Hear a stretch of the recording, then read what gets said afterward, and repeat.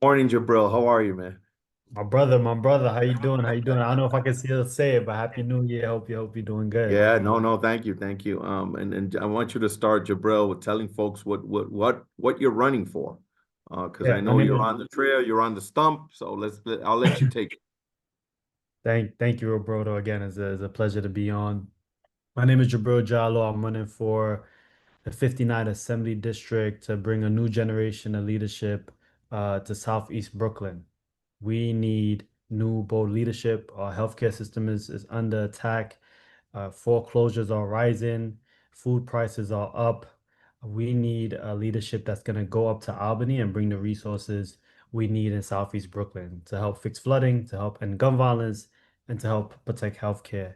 And I'm so honored to be a candidate of the people. We just dropped our numbers yesterday for our filing, so excited to get a little bit into that. But yeah, I'm running for to represent the neighborhoods in Southeast Brooklyn in the 59 Assembly District. Jibril, what is the current assembly member not doing that prompted you to run? Oh man, where do I Meaning begin? there's someone there now, right? I mean, Assembly Yeah. Member Jamie Williams. So what is the rhyme or reason that you said, you know what, I think I can do a better job because the assembly member is not doing X? Well, look, it really starts with my story. I'm the son of immigrants from Sierra Leone, West Africa, who came here for the American dream. My dad is a taxi driver, my mom is a nurse, and they're working class immigrants who are able to buy a house and raise three kids. Roberto, the sad reality is that that's not possible today.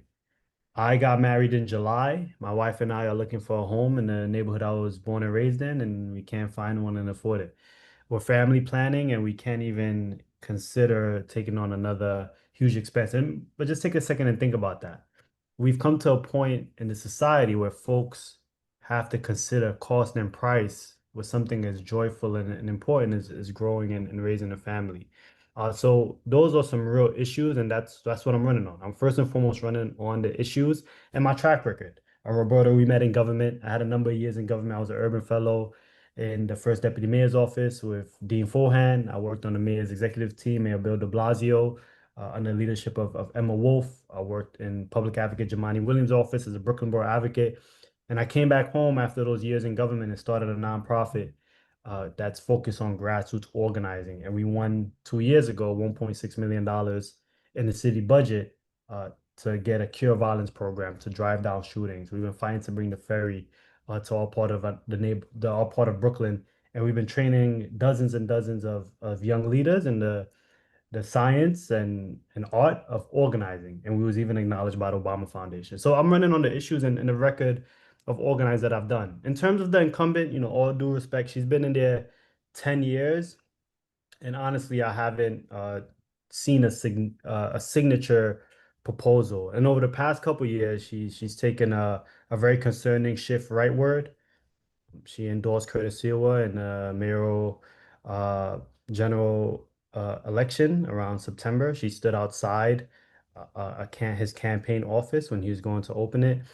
And look, the reality is this is a Democratic district, and we need leaders who are going to stay true to Democratic values and not align themselves with the Republican Party, who on Capitol Hill is cutting healthcare. The state is facing about a $3 billion hole in Medicaid cuts and cuts to our healthcare, and premiums are going to be shooting up. And we need a fighter in Albany that's not going to play politics, that's going to actually focus on delivering for the folks here. So, 10 years, we haven't seen much in my opinion. And it's very concerning that instead of spending your time delivering for the people, you're working on delivering votes for Curtis Silva, and that's not right. Jibril, talk about how much money have you raised? I know you said you wanted to talk about that, but give me the number. Show me the money. Right. One big part of, running an election is raising resources. And, we just in just over 2 months of launching our campaign raised $59,000, 59 for the 59. And we looked at the numbers, still early. We just got the numbers last night.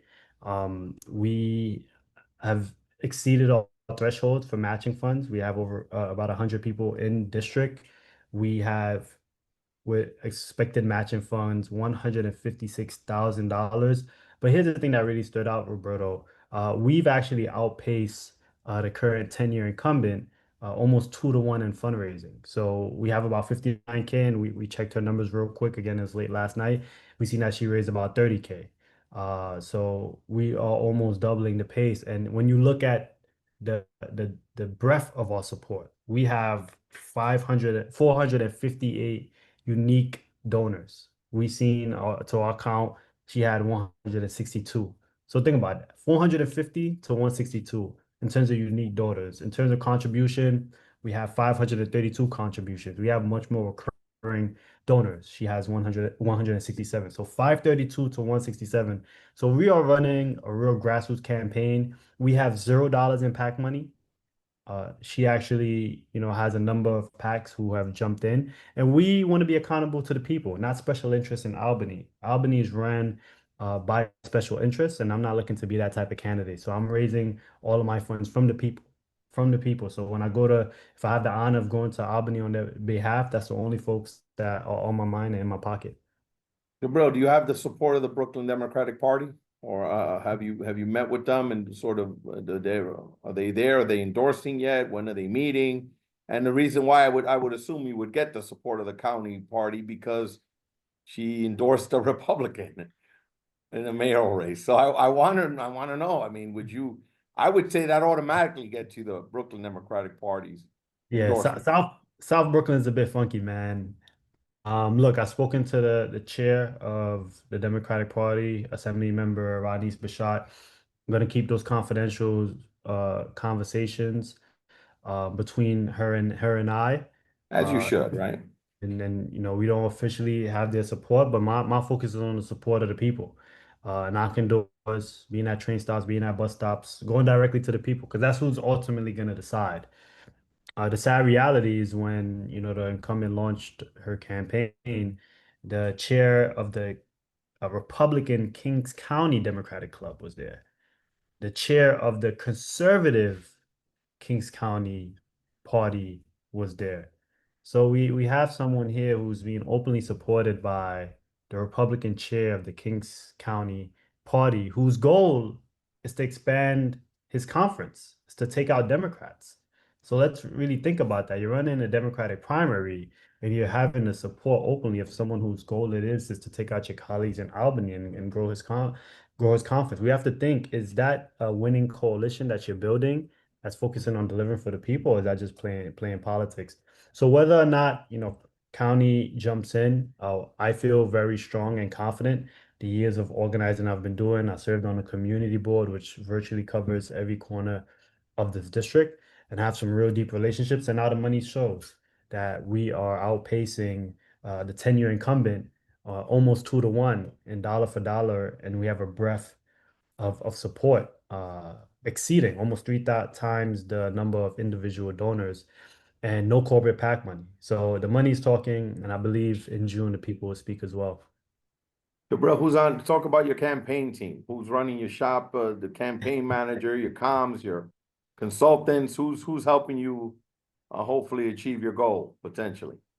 So we're gonna roll that out though very soon publicly. Who's on the team? What I will say, I've been super blessed to have a lot of informal advisors. As I said, I worked in Mayor Bill de Blasio's executive office, so I had a lot of ties to that awesome team. Many of those folks are actually heading back into government because they did such a good job, rolling out universal pre-K and 3K and all of that.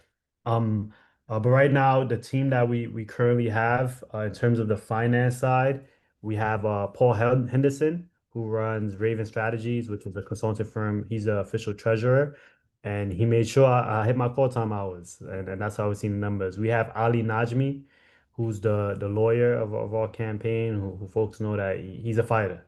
We're gonna work very hard to get on the ballot. We know that's a big way that the machine looks to keep their power and suppress primaries, is to knock people off the ballot. So I believe with Ali Najmi, super, super, super knowledgeable about that process. And I'll keep it there for now. But what I would say, we will be rolling out the official team soon as we look to ramp up. Now that we got the numbers in, we're gonna move strongly more on our policy and letting folks know who's running Jibril, how much, what percentage of the district is registered Republican in that assembly district? What approximately? Give me a Yeah. guesstimate. Last I checked, registered Democrats was about 50,000 and registered Republicans was about 10,000. Look, the sad reality is It's five uh, to one. 5 to 1. And but we know enthusiasm takes a big role, who actually comes out. But the sad reality, I don't know if it's, to me it's sad. The 10-year incumbent endorsed someone who got 11% in the district. Let's think about that.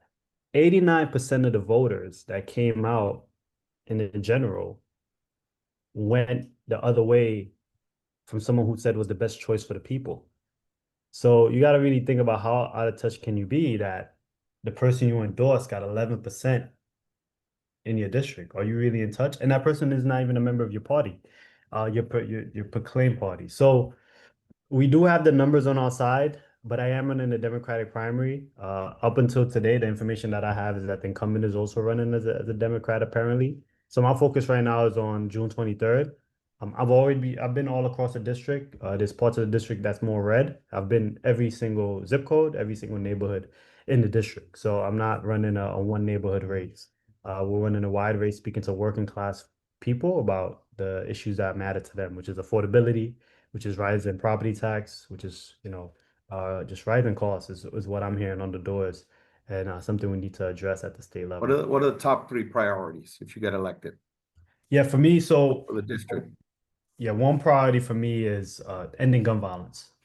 There's a lot of talk right now about the cost of living, but I strongly believe we have to take a stronger look at the cost of life. We unfortunately, in the northeast part of the Brooklyn, northeast part of the district, which is Canarsie, face rates of gun violence that is unacceptable. Even one young person dying in gun violence unacceptable, and it's 100% preventable. Number one, we have way too many guns. Number two, the demand for guns. Folks need access to economic liberation, to jobs, to stronger after school quality after school programs. So that's going to be a priority for me when I'm in Albany, to really focus on how we can get the investments necessary to make sure no one in our communities fall victim to gun violence, from Garrison Beach to Canarsie. I would say flooding is another one. Look, we was hit hard by Sandy 13 years ago, and we haven't seen the significant investment that we need. And we know just a couple months ago, we lost 2 New Yorkers to flooding. So it's literally a deadly issue. And we know we have a number of basement apartments and whatnot. So that's something that we need to have the state invest more in terms of infrastructure in our community. Look, 2 generations ago, this country put a person on the moon. We can't figure out how to fix our infrastructure to make sure water drains efficiently and effectively. Is unacceptable. So that's another one. And then I would also say protecting healthcare. We cannot have folks in Albany drop the ball here. This is also another life and death issue. And with the federal government dropping the ball and cutting healthcare to give cuts to billionaires, we need the state to step up. We have tens of billions of dollars in reserves. We need to look to tap into that. We need to explore ways to raise more revenue. We know in this country we have presidents, not kings. And I know one state can't take the load of what the federal government provides, but in the short term, until 2028, we need to look at tapping into reserves and filling the gap in terms of our Medicaid laws. So those are three off the top: ending gun violence, fixing flooding, and protecting healthcare. Are you a member of the Thomas Jefferson Democratic Club, Jibril? No, I'm not. I'm not. Not a part of Okay. TJ Club. Uh, Okay. yeah, but I know a lot of people are. It's not. This is look. This is not a personal race. This is a race about the people. Willing to talk to anybody, But I anytime. mean, it's a long-standing Democratic club in the district, right? And a lot of the elected class have come out of that club, right? That's true. Even public advocate Jomani Williams is a member of the Thomas Jefferson Club. That's true. And as you know, It's a popular club, and he's a progressive as they come, right? But it's a sort of long-term clubhouse in that part of the world, right? That is true. Yes, the TJ Club is storied, but my focus is on the people, not political clubs, and I'm looking to represent the wide Any breadth of this community. any endorsements you want to mention, Jabril? Or those are going to come later? Yeah, so we'll roll that we will roll those out later. We expect to get a number of endorsements, especially with these strong fundraising numbers. I'm in talks with unions right now. I'm in talks with electeds right now. But when we started this campaign, we knew from day one that we're not the establishment candidate. We're not a 10-year incumbent. We need to go straight to the people to raise money and to get our message out. And that's what we've done. But now we're going to look to talk to some unions and talk to some electeds that now that they see we got some money in the bank and we're getting some buzz. As a first-time candidate, Jibreel, what were you not prepared for? What was harder? What didn't you would expect about running for office? I think people need to understand that it's not a walk in the park. What is some of this that surprised you about being a candidate? You're like, wow, this is more difficult than what I thought. Is it fundraising? Is it Yeah, door knocking? Is it, is it man. phone banking? Is it what is sort of like, hey, I wish it's not Yeah. as easy as I thought. I could give a good and a bad, but before I go, I just want to shout out the Muslim Democratic Club of New York and the Africans for Political Progress who came out publicly and endorsed early on. So Okay, put so some you have respect. endorsements. Yeah, Yeah, yeah, okay. yeah, yeah, yeah. But we want to release the full slate, And the but and the Muslim, let me ask you this, have you met with the DSA? no, I haven't met with the DSA. Are you interested in their endorsement and or their support? Yeah, so right now I'm not seeking DSA's endorsement. I'm focused on a lot of local uh, orgs. I've talked to a lot of block associations. I've talked to merchant Okay, associations. okay. I've talked to civics. So just trying to keep it local in that sense. In terms of what surprised me, I would say, so look, I can't say that I didn't expect to come out, and I think everybody would say this, right? With some day one endorsements for some key folks, given my years in government and my years of on the ground work. But I found out the hard way that politics doesn't work like that. People want to see what you can do. You can talk a big game, but people want to see the numbers, people want to see the activity. So that's one thing that surprised me. I think after a decade of having some strong relationships, I thought I was going to be able to come out the gate with day one endorsements. But as we know, this last mayoral race showed us endorsements don't win elections. Endorsements do not win elections. It's talking to the people and it's kind of raising the money. So that's one thing that surprised me. Because it is different. When you're running for office, people start to move a little different. I've seen that firsthand. And nothing negative. It's not personal, but it made me Yeah, yeah, understand that. people want to know that you're serious. Exactly, exactly. I would say another thing that maybe surprised me is the goodwill of people you never met before. So the quote unquote kind of challenge negative is like you build relationships over 10 years and you think people are gonna ride or die and just trust the work of your record. But no, people want to see it's a different field. I can run a nonprofit, I worked in government, people know I can do that. They wanted to see if I can, raise money and get out there. But in terms of the positive is the support from people you never met. I have a max donor. I talked with this brother for about 5 minutes, and he gave me the max. And I just had met him through a contact that I had. And things like that happen in different ways of people just meeting with me and supporting me just off of the energy of the need for new generation and just seeing the vision of needing something new. And that's really was uplifting me. It's just the folks that I've never met. Not one day in my life, just having a short convo and sharing the vision and them seeing my energy and my authenticity and them jumping in, I think was a big surprise on the positive side. So, and having longtime friends like you, Roberto, who I knew since City Hall. I don't know if I booked a blue room for you a couple times, who were willing to share the platform. I seen your roster, man. You got some big names on this podcast. So I want to thank you too for also giving this race a look. Because let's be honest, is a gubernatorial election, is the midterms in the federal level. A race in Southeast Brooklyn doesn't get that much attention sometimes, especially with everything going on nationally and worldwide. So I just want to also thank you for helping to But get I the want message. I want to say this is a personal anecdote. I'm going to sort of editorialize before we wrap it up. I'll tell you something. You never. I think that this is a lesson in humility for everyone in life, and it's a major life lesson. I spoke to the current mayor Mm, November 26th, 2025. wow. And he was probably polling. He did what you're doing. He was probably polling at 1 point. Mm, And we met in the story, total gentleman, great conversation, didn't dodge any questions, straightforward to the point. And a year to the date, yeah. It's crazy. Yeah. It was a different, so you never, one of the things I've learned about this business, and this is not just about you, is never count anybody out. I remember Bill de Blasio was never going to be mayor either. Shook up the world, Right, right. Yeah. Look, man, you give everybody, you never know. You never know. Yeah. And so I want to just continue, just say, hey, man, good luck to you. Keep Thank doing you, what you're doing. And this is what you want to do, man. Onward, upward. brother. Anything you want to say? Last point you want to make, Jibril? Yeah, just want to say for folks hearing this more recently, you can go to JibreelJalloh.com, JIBREEL JALLOH.com to support this campaign, to donate. We're still pushing hard. We want to raise as much money as we can, as early as we can, so I can spend the rest of my time talking to voters as soon as we hit our fundraising goal. And number two, follow me on social media at Jibreel Jalloh, and I would appreciate the support. Thank you so much, Roberto. Thank you, everybody, and All good the to see best, Jibril. I want to let you get back to business. All right, man. Talk you. soon. Thank you, my brother. Peace. Bye.